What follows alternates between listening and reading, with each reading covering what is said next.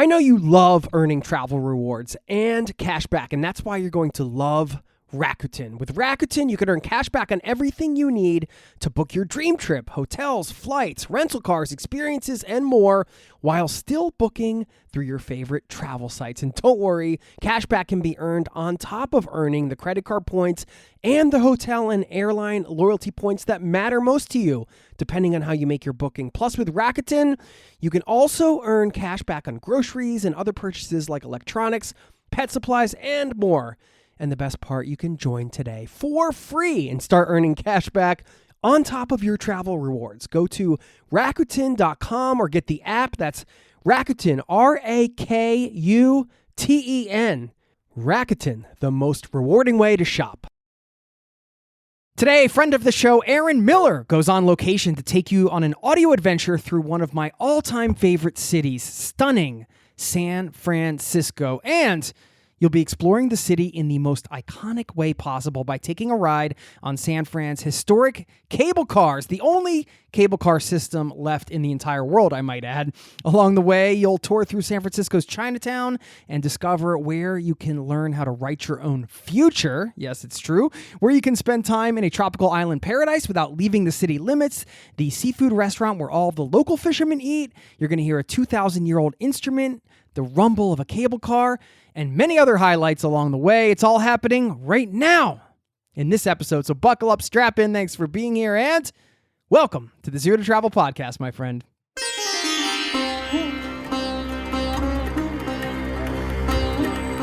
You're listening to the Zero to Travel podcast, where we explore exciting travel-based work, lifestyle, and business opportunities, helping you to achieve your wildest travel dreams.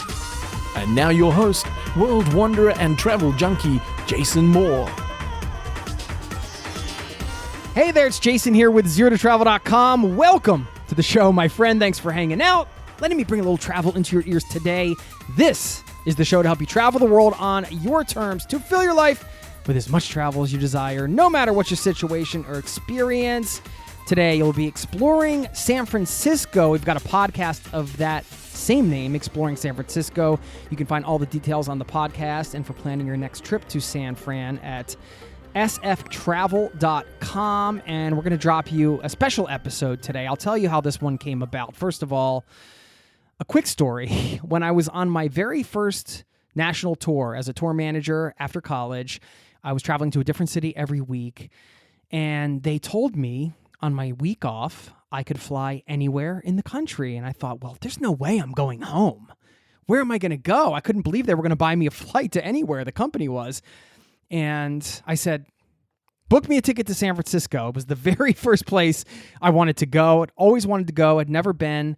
And it didn't disappoint. It never disappoints. That's San Francisco. And one of the first things I did was, of course, ride one of those iconic cable cars. And you'll hear audio from those cable cars today. Of course, you're going to get a history. They're celebrating the 150th anniversary of San Francisco's cable cars in this episode, but it's not just the cars they talk about. As you heard at the top, you're also going to be exploring the city. And I love these audio adventures, and nobody does a better job at putting them together than my friend Aaron Millar, host of the Armchair Explorer podcast. He puts together a lot of these shows for various destinations, and that's why you've heard some of them here. Just top-notch stuff. He's on location, having conversations with those people on the ground, and it's a wonderful episode, and I'm excited to share it with you today. Just one more time, this is an episode from the Exploring San Francisco podcast. Please enjoy, and I'll see you on the other side. I'll leave you with a nice quote to send you off on your way. Very appropriate for this episode, so stick around for that. Thanks for listening, and I'll see you on the other side, my friend.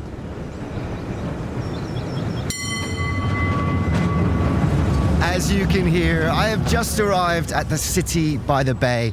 Now, there are many great cities in California. LA is glittering and cool. San Diego is all suntanned and golden sand. But San Francisco has soul.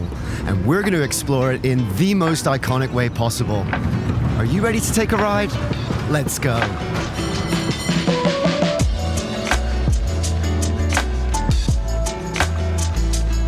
Always iconic, always memorable, but never the same. Welcome to Exploring San Francisco.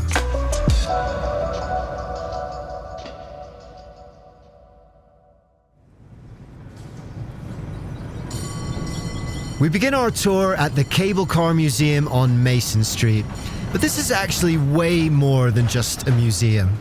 This is the powerhouse. It was here in 1873, just as San Francisco was beginning to blossom, that the huge spinning sheaves you can hear now were put in place to pull the cables in a constant loop around the city. We're here to meet legendary gripman Val Lupas and celebrate the 150th anniversary of San Francisco's cable cars. So, welcome to the Cable Car Barn. This is car number 42. It's an original of Errol Jones Hyde car from 1907. This is real gold leaf. It only comes out very, very rarely. This big 19. This is the oldest, largest cable car in the entire city. These guys are 1887. This is 1884. So very close to among the first cable cars. In fact, downstairs in the museum, I don't know if you saw right at the front door, that little tiny thing, that is the first, one of the very, very first. That one's 1873. Yeah, this is the Dowager Queen of the fleet, if you will.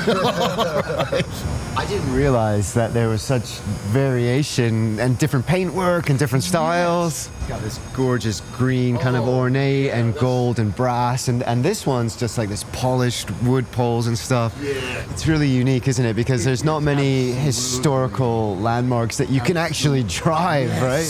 This is the only cable car system left in the entire world. I like to say there's close to 1 million bus drivers throughout the entire world and hundreds of thousands of subway train operators. There are 85 cable car gripmen in the entire world. The entire world. And I'm one of them.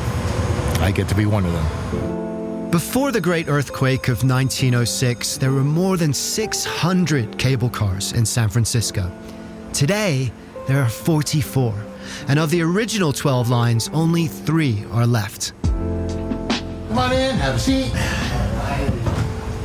Come into my office. Val's office is inside the cable car itself. Of course, he's a gripman. I'm one of those very rare, fortunate individuals that, when you're a little kid, what do you want to be when you grow up? I want to be a police officer. I want to be an astronaut. I wanted to be a cable car gripman. And so that's what it means to me personally. It's the culmination of a childhood dream come true. How are cable cars invented? How do they start here? There was a gentleman named Andrew Halliday, and he owned a steel wire cable works. There's this wonderful apocryphal story about how supposedly he was walking up the street one day, late 1860s, and he saw this team of horses pulling the car up the hill. And the hooves are slipping on the cobblestones, and the driver is whipping them. Go, move! And the horses slipped, and they fell, and the car dragged them back down to the bottom of the hill, and it's a horrible mess. That story has gone now into the annals of San Francisco legend. It may be accurate, but what's definitely true is that Halliday was a businessman. He made wire rope, cables basically, which after arriving in the gold rush of 1852, he sold to mining companies to haul their ore. What's also true is that horse and carriages simply could not handle the infamous San Francisco hills. He saw an opportunity. Instead of just hauling gold, what if the same technology could transport people as well?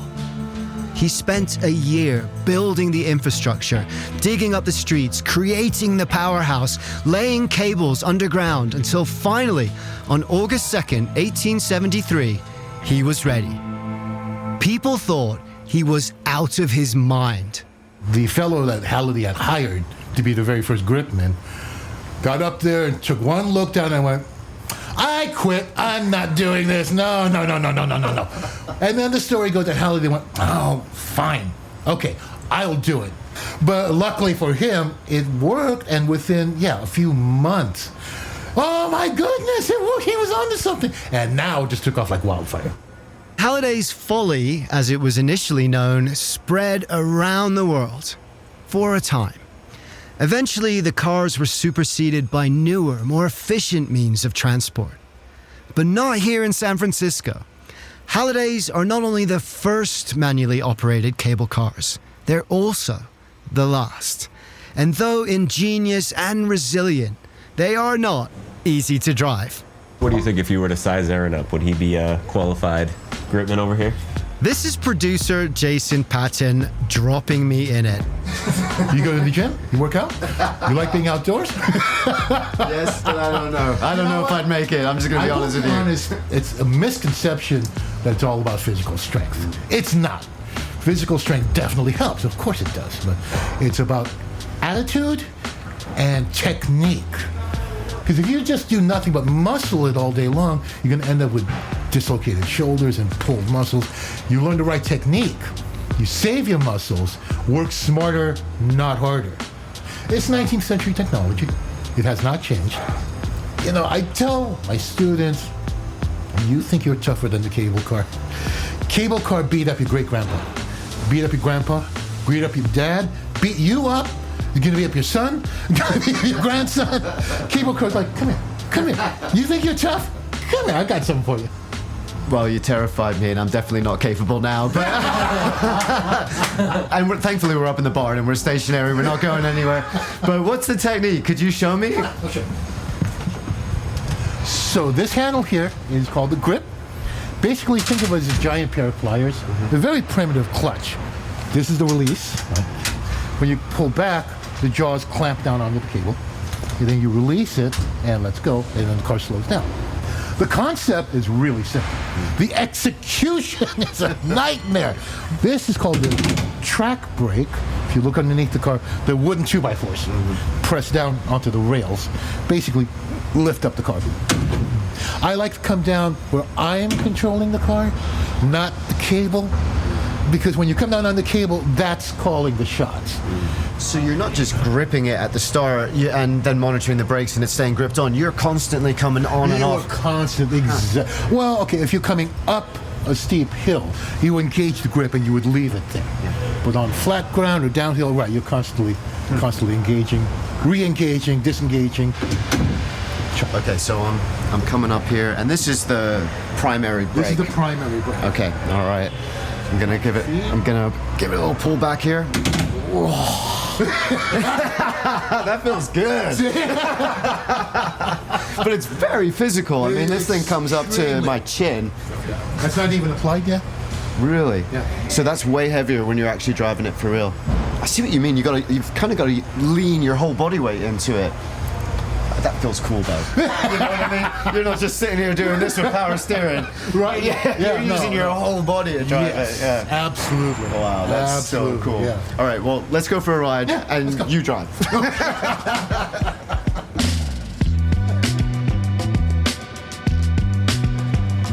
It's really cool because everything kind of comes through this space here, and there's just constantly cars coming in and out. They're all different colors. They're from all different eras and times. There's lots of bells ringing. It's just a really cool way to start our tour around the city. When you start from here, head out to Fisherman's Wharf. We'll pass Chinatown. We'll pass Lombard Street to Crooked Street. You get that beautiful, it's a really nice day, that beautiful view of Alcatraz, Golden Gate Bridge. In fact, you guys are just on the right side. The bridge will be on your side. You see Marin County. It should be really spectacular today. So, from Lombard all the way down to the bottom, it's almost an embarrassment of riches. It really, it's just so much to look at. All right, guys, hold on. You're going to hear me repeat that line over and over. Here we go. Yeah. All right, we're just pulling out of the barn and immediately going downhill. This is fantastic. See, he's really pulling on that brake now.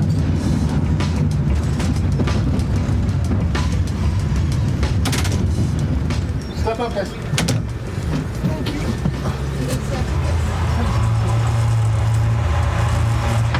Physically feel it when you catch it, when you catch the cable? Oh, yeah. That's another thing about this job. Almost all of it's tactile. You know, it's feel, sound, sight, even smell, believe it or not. You can smell the cable when it's burning up. You can smell your brake shoes when they start to burn up a little too much. You're using almost all of your senses. It's really...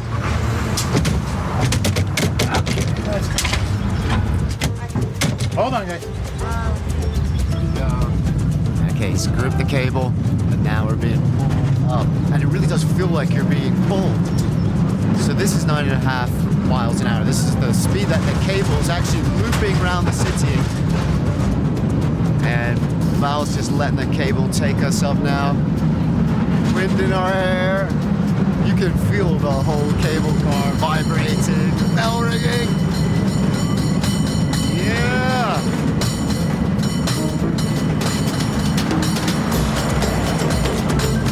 It's the complete opposite of being in a bus or being in a car and driving around a city like that where you're encapsulated. Here, you are part of it. You're smelling it. You're feeling it vibrating.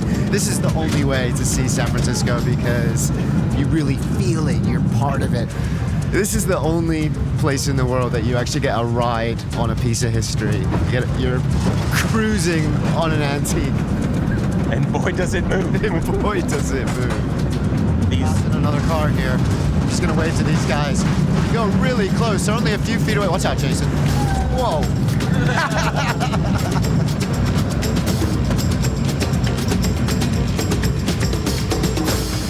Coming out, anybody for Chinatown? Coming out for Chinatown? Chinatown, anyone? Anyone? This is our first stop, and the voice you heard, by the way, is the conductor of the cable car. We're going to be catching up with him later. So you are right now at Portsmouth Square Park, and it was established with the gold rush in 1849. This is Gimme Park Lee, who's showing us around. So people came here. Chinese came too. They came from small villages. They were primarily teenage boys because they were chosen by their villagers. So they'd have to get to Port City, find their way, buy a ticket with that money, $44. That's what it cost, one way. It was a grueling crossing, and when they finally got off the boat, they walked up the hill expecting, as reports had said, streets paved with gold. But they found something very different. This was considered the poorest part of San Francisco, the very least developed part at that time in 1849 of the gold rush. And they actually were forced to live together, like I think that's called a ghetto. They were forced to live together because they were not able to move out of this area. They were stereotyped and ostracized from living in other places. The Chinese who went up to the Sierra Nevada, which is north of us, that's where the goal was. They were met with signs. They couldn't read them, but they knew what they said. It said there was a foreign miner's tax. So they weren't allowed to mine. So what did they do? Some of them came back here. Some of them stayed up there to provide services for the other miners. The ones who stayed here, now they had no money, but they established restaurants. They put a wok on the sidewalk, and that was your restaurant. They started laundries, and they also started grocery stores, small time. Remember, they couldn't buy a building. They couldn't even rent. But people came here, and slowly it grew. But it wasn't easy. The 1906 earthquake and subsequent fire reduced Chinatown to embers. But it rose from the ashes to become one of the most visited places in the city. And though it is a tourist attraction, that's a big part of their economy and always has been. It's also real. Let's go up here for a while. We better go here. Gimme takes us to a traditional Chinese medicine shop. Dried herbs designed to be boiled into teas line the aisles in rainbows of colors and scents. What would you recommend? I'm gonna get something. Yeah. What fits your fancy? I mean, there's so much wrong with me. I need so much help. This is grain food, right? You know me so well already. We visit the Golden Gate Fortune Cookie Factory, where as many as 10,000 fortunes are churned out every day.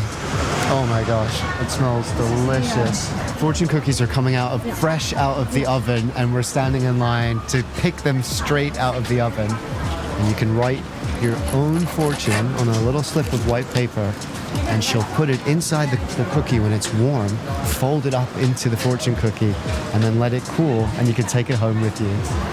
This is the only place where you really get to write your own future. Off of the oven, folding them into the magic fortune cookie, and now our fate is sealed, and it's all good news, because I wrote the fortune. But I can't tell you what it said. Of course, it's a secret. Otherwise, the magic wouldn't work. But I can tell you, it was the most delicious fortune cookie I have ever had.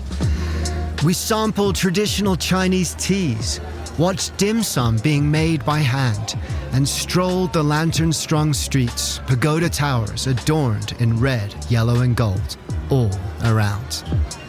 And then, hidden in an otherwise nondescript shop called Shangri-La Gifts on Grant Street, we found something truly unexpected.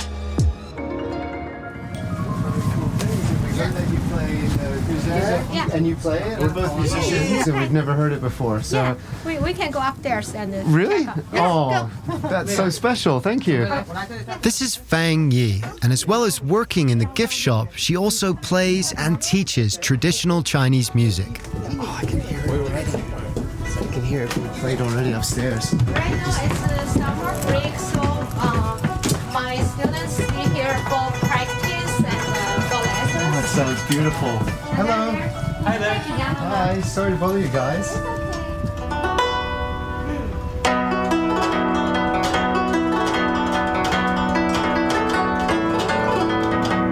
This is one of Fang Yi's students. She's playing a guzhang. It's 5 feet long, made of polished wood and carved in intricate designs on either end. And though she plays like a master, this student is only 6 years old.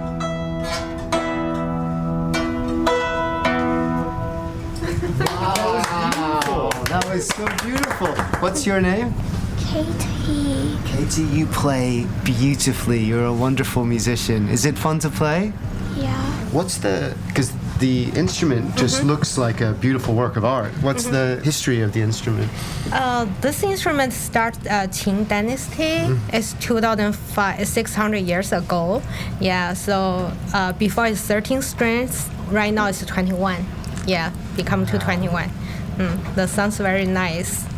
It's like a Waterfall. It's like a kind of horizontal harp in a way with different tunings. And I loved how, Katie, you were bending the notes. And Yeah. when you do the really, really fast part, that's so cool. If you have time, you can listen to her play the 站台风. Can yeah, I? she can, sure. We'll get back to the interview in just a moment. I know you love earning travel rewards and cash back, and that's why you're going to love Rakuten. With Rakuten, you can earn cash back on everything you need to book your dream trip, hotels, flights, rental cars, experiences, and more, while still booking through your favorite travel sites. And don't worry, cash back can be earned on top of earning the credit card points and the hotel and airline loyalty points that matter most to you, depending on how you make your booking. Plus, with Rakuten, you can also earn cash back on groceries and other purchases like electronics, pet supplies, and more. And the best part, you can join today for free and start earning cash back on top of your travel rewards. Go to Rakuten.com or get the app. That's Rakuten, Rakuten. Rakuten, the most rewarding way to shop. Now, back to the show.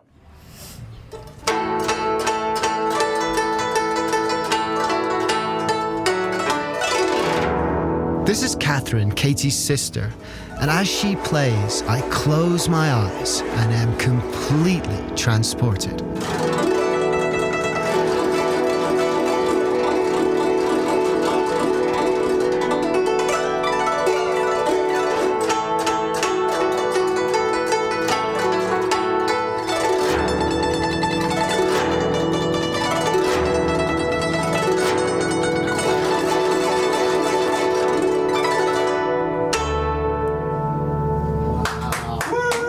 Wow. That is beautiful. You play so beautifully. How long have you been playing for?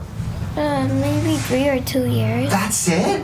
I thought you've been playing for like 50 years. You're so good. What's that one called?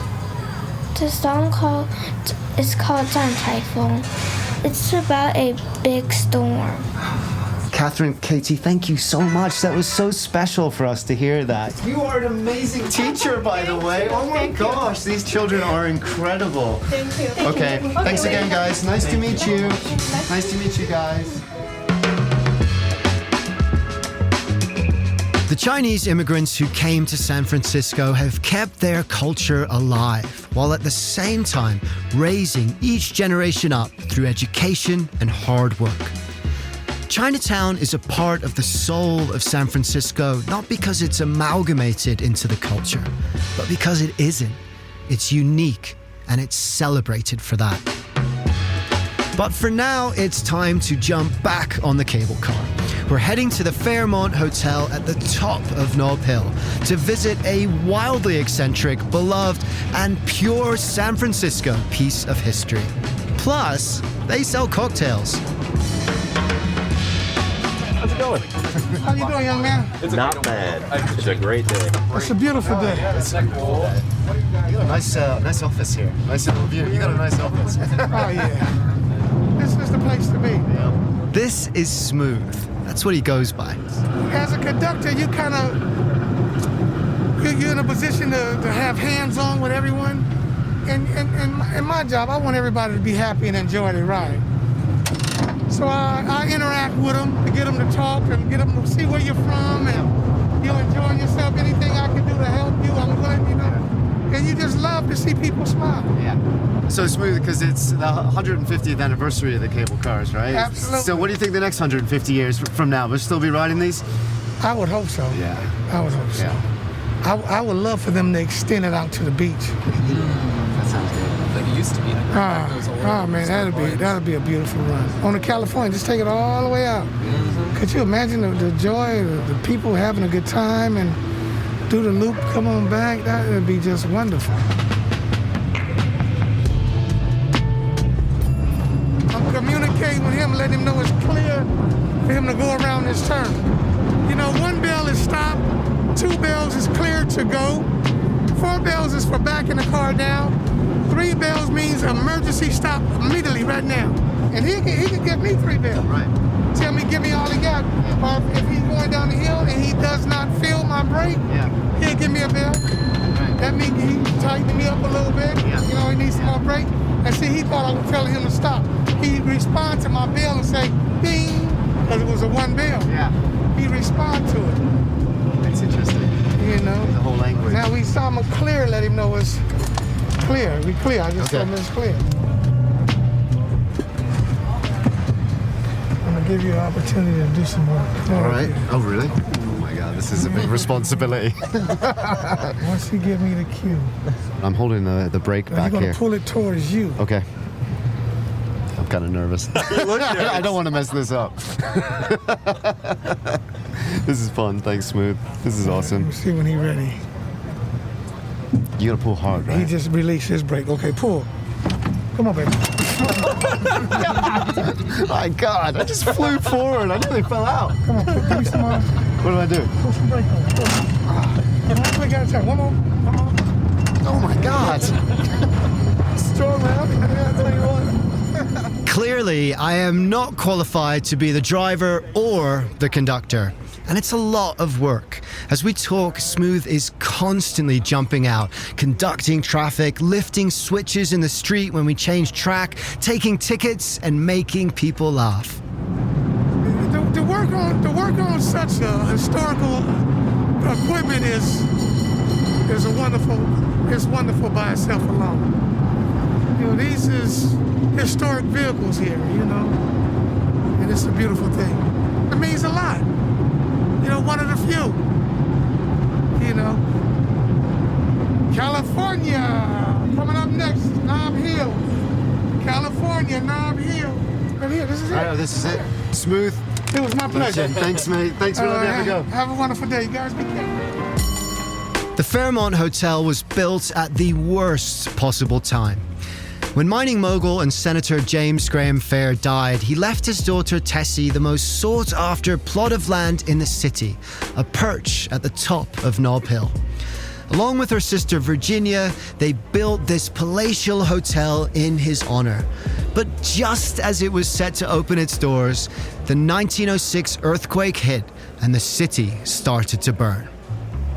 They rebuilt, and to this day, it's as lavish as they intended. Golden marble pillars adorn the entrance, windows gaze out to the bay. Nearly every president since William Taft has stayed here. The charter that established the United Nations was drafted here.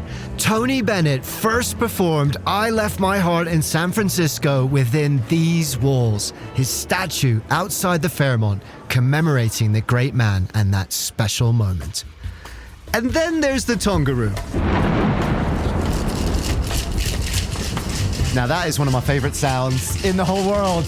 You got your shaker, this is your cocktail man. I'm Aaron, by the way. How you doing? I'm Josh. Nice to meet you. Josh is one of the lead bartenders. So this place was designed by Mel Melvin, a set designer from MGM. A thing I hear quite often from customers when they walk in, as soon as they walk in, they're kind of taken away by the place, but they always say, this reminds me of Disneyland and the Pirates of the Caribbean ride.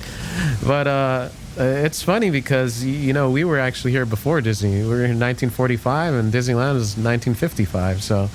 So maybe they got some inspiration from us. No. It looks like a film set. Like, it's a wow moment when you walk in here, isn't it? Because it's mad. You've come from like a historic hotel, you walk through a door, and you're in a tropical island with a lagoon and a ship and rigging and tiki huts and looking out at a pool inside your restaurant. Like, that's something I've never seen before. It's kind of nuts, isn't it? It is. There's actually a term for that. It's called escapism.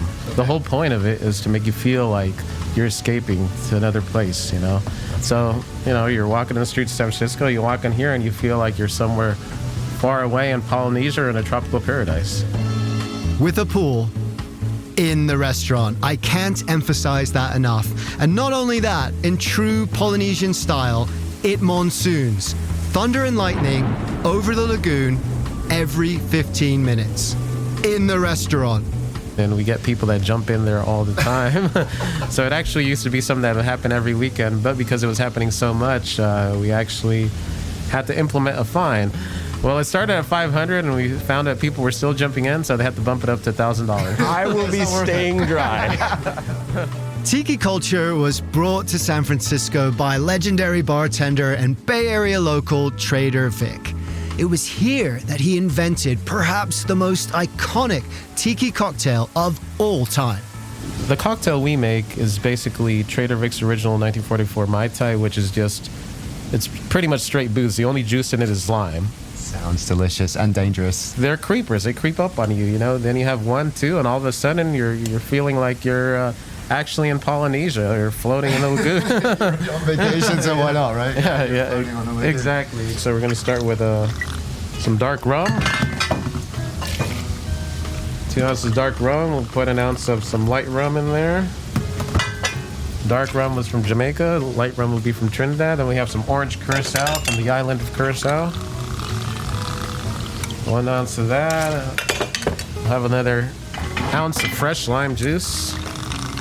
And we like to have fresh ingredients here. It makes a huge difference on the cocktails. We'll have half an ounce of orgeat, which is a French almond syrup. And then finally, we just have a little half an ounce of simple syrup, which is just water and sugar. Give it a little shake here. I love that. Top it off with crushed ice here. Okay. And the garnish for the Mai Tai is lime wheel, which is to represent a small island, and a mint spring, which is to represent a small palm tree. Give you a straw, here you are. Island in a glass. All right, cheers. Paradise in a glass. Yeah. Cheers. Well, thank you so much. I'm going to go jump in the lagoon. No, I'm kidding. Maybe not after the first one, maybe after a couple more. Exactly. You know? Need a couple more, and then I'm in. Sure. Cheers. Cheers. We're going to fall off that cable car. Not if Val has anything to do with it. We head back to the Powell Hyde line to catch up with him and set off on the final leg of our journey.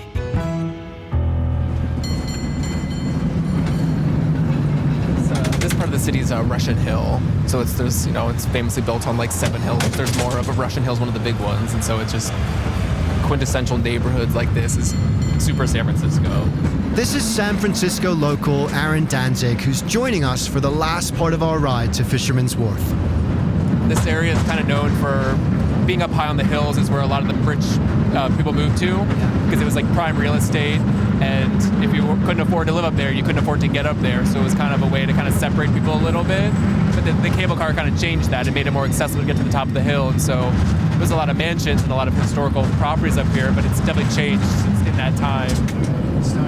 We're starting to go downhill now, so that's Alcatraz. We're seeing the water now. It's absolutely gorgeous. Little white caps out there, low fog, and this is now feeling like a bit of a roller coaster. Oh, you can't see over the crest of the hill. It's that steep. Yeah, it's like when you come up to the crest of a roller coaster in that moment before you drop down. I'm kind of holding on a lot tighter than I thought I would be. Hold on.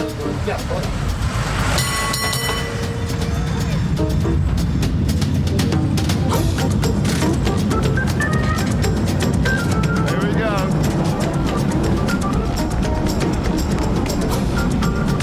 This is fun.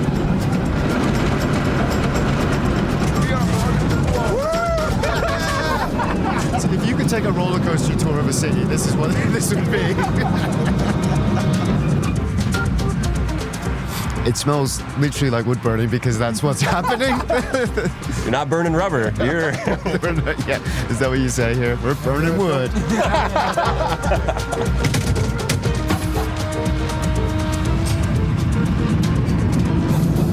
Here on your left, this is going to be the Buena Vista Cafe. This is where they invented the Irish coffee.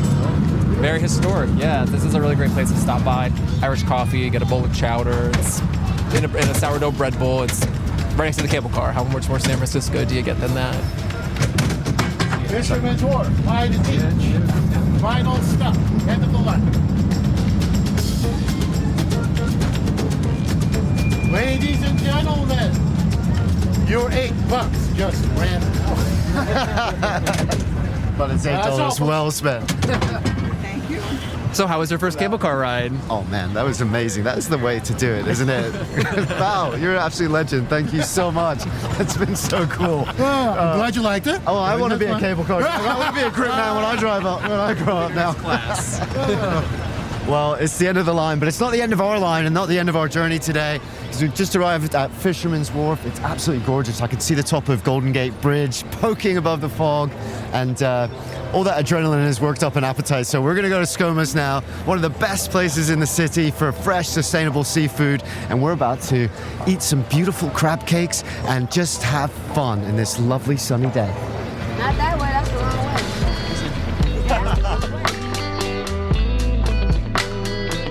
Fisherman's Wharf is a lot of fun. Vintage arcades. All right, here you go. Here's some quarters. I got a handful of quarters, thanks, Dad. Ferries to Alcatraz, historic ships, maritime museums, music, fresh fish straight from the sea, and of course, at Pier 39, San Francisco's famous sea lions. A resident and noisy population has adopted the harbor as its home. But it was here too that another immigrant story began, another part of that diverse soul of San Francisco. And one place on the wharf, perhaps more than any other, exemplifies that story. We've had our cocktail, now it's time for dinner. Yeah, come on in. Oh, thank you. Yeah. Oh my gosh, Everything you've I'm done getting over the smell years. as soon as I come in here. I was hungry before I got here and now I'm starving. Well, local fishermen tell me, I know them all, and they said this is the only place they would eat. And so that's all you need to know. Yeah. This is Tom Creedon, the owner of Skoma's restaurant. Hey, let's take a walk down here alongside the boats and get a seat out in the fresh air. This is such a beautiful place. Yeah. Right here, looking out at the harbor, there's boats, you can hear the kind of wind chimes, and seagulls are flying around, and the sun's shining, looking back up the hill of San Francisco, like this is it. This is the spot. All right. Okay. And I got to tell you, I am famished, so this is perfect. Hello. Put two and two together sometime, you know? Salvatore? So nice to meet you. They serve it with a broken English. The English may be a little broken, but the accent is perfectly at home. Because Skoma's story is also the story of the Italian immigrants who, like the Chinese, were drawn to the city during the gold rush and would go on to define what it's become today. Joe Skoma was out rowing in a boat, and he saw this place, and I guess the guy said that he wanted to sell it. It had 6 stools, it had a pinball machine in there. I mean, it was a hangout for the fishermen. And when he bought it, he started a little bit at a time, add on, and within a short time, there was a big waiting line. And they basically started off with dishes that Al and Joe's mother had cooked for them when they were kids. And she came over from Sicily, never did learn any English. Her whole thing was taking care of the family, cooking. That was the start. Mama Skoma. Sorry. Oh, here we go. Interrupt for a good reason. We have some calamari fritti, some crab cake, and some scallops wrapped with. Va bene? Is this your Buon special? appetito. Get in there while it's hot. Don't let me eat alone. I'll tell you what, this crab cake is absolutely fantastic. With this Roma sauce, it goes perfectly. Amazing seafood. Salvatore, so good. So delicious. I'm glad you enjoy. Perfect. So, obviously the restaurant is so kind of intertwined with the Italian story in San Francisco. Is that something that you're proud to be a part of? Yeah. When the Italians got here, they brought culture to San Francisco. Opera, they were very clannish, have parties together, and they weren't in on the rough and tumble stuff that was common. The gambling was really big. But when the Italians came here, a lot of them were fishermen. So that really brought something to San Francisco. Fisherman's Wharf began as a small community of Italian immigrant fishermen, and they brought their culture with them. They built their crafts in the style of the lattice-rigged sailboats they used back home. They sold their catch fresh from the dock, as they'd always done. When Joe and Al Skoma bought their small coffee shop stand on Pier 49, they were doing more than starting a business. They were supporting a tradition. And Skoma still does that to this day. Come in the afternoon when the fishing boats return from sea, and you'll find third-generation fishermen, the grandsons of the men who sipped coffee at Joe and Al's shack, offloading their catch directly from the dock. And it was those men, their families, and the ones before them who established this harbor. But it was almost, like the city itself, wiped off the map. It started with the earthquake.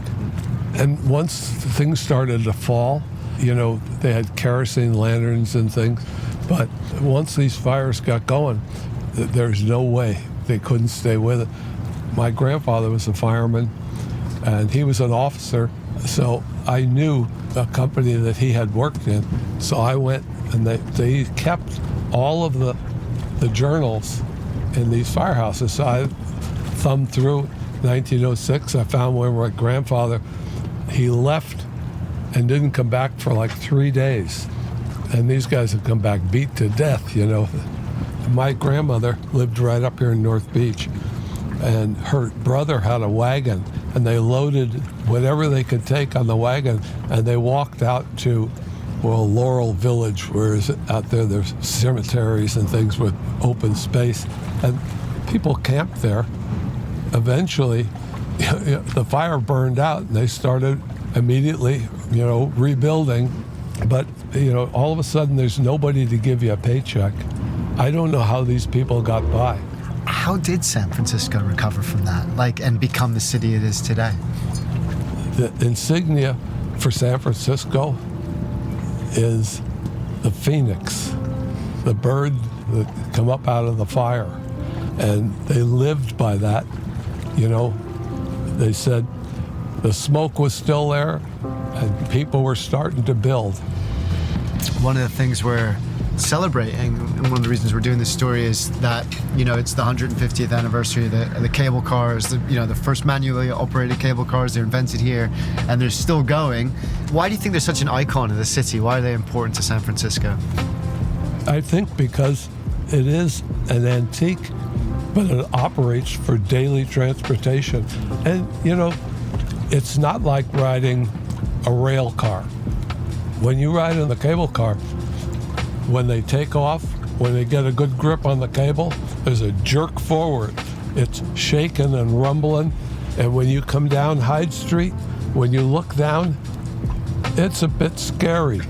But I think the cable cars, the people that work on there are special people. They like the job. And they're catering to people that are really thrilled to be able to ride an antique like that. You hear the cables click, click, click, click, click, click. It kind of tells you where you are. Tom, I tell you what, sitting here with you at the end of the line, at the end of our journey, eating this delicious meal together by the bay here has just been the perfect end to our trip. Thanks so much, mate. Great to meet you. So I earned my keep today. You earned, I don't know what you earned. You bought us lunch. It was time to get back on board one last time. Now heading up the hill to where we'd begun. Our tour was nearly complete. There was one treat left.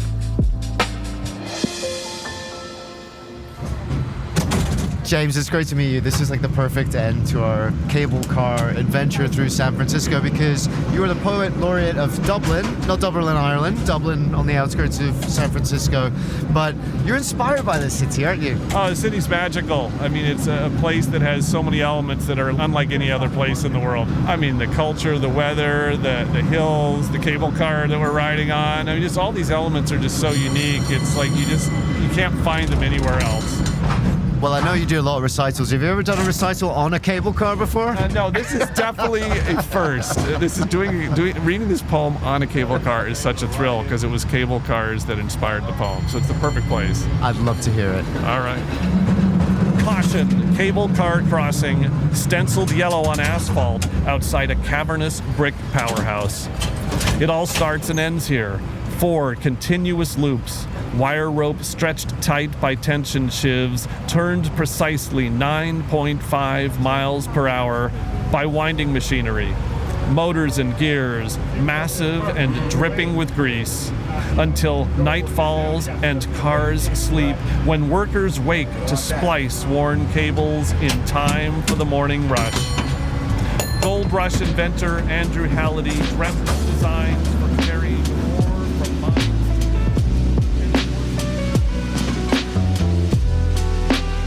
Remember that fortune I wrote and placed in the cookie back in Chinatown? The one I wanted to keep secret? Well, I guess I will let you in on it. My fortune, for anyone that wants to read, is that these cable cars will still be running in another 150 years. San Francisco is the phoenix rising from the flames. Fisherman's Wharf was built on the rubble of buildings destroyed in the earthquake. Chinatown rose from the smoldering embers of the fire that followed. And out of that rubble and ash came 2 of the most beloved parts of the city. That's the soul of San Francisco. But it's also a melting pot of immigrants and dreamers, people who have flourished and faced hard times, people who, in the 60s and the LGBTQ rights movement that followed, would go on and change the world, people who are still expanding those boundaries today.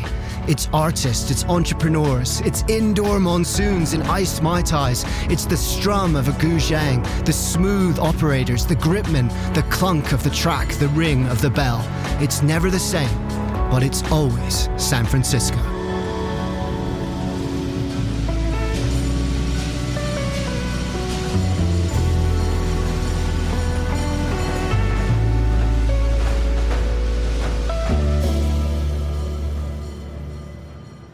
We'll get back to the interview in just a moment. Now, back to the show.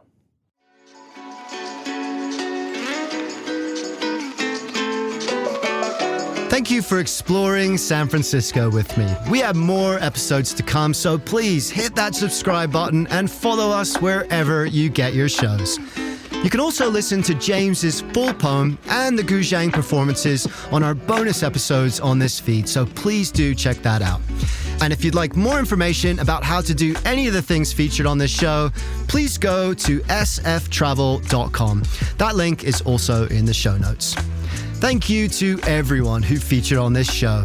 Gimme Park Lee from WalkWiz Tours, Fang Yi and her students Katie and Catherine at Shangri-La Gifts in Chinatown, Josh and Michelle at the Fairmont and Tongaroo, Tom Creedon, Salvatore and the whole crew at ScoMa's, our excellent tour guide Aaron Danzig, conductor Smooth, poet laureate of Dublin James Moorhead, and a very special thanks to gripman Val Lopez for letting us tag along.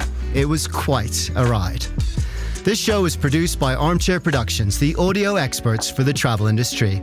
Find out more about our other shows at armchair-productions.com.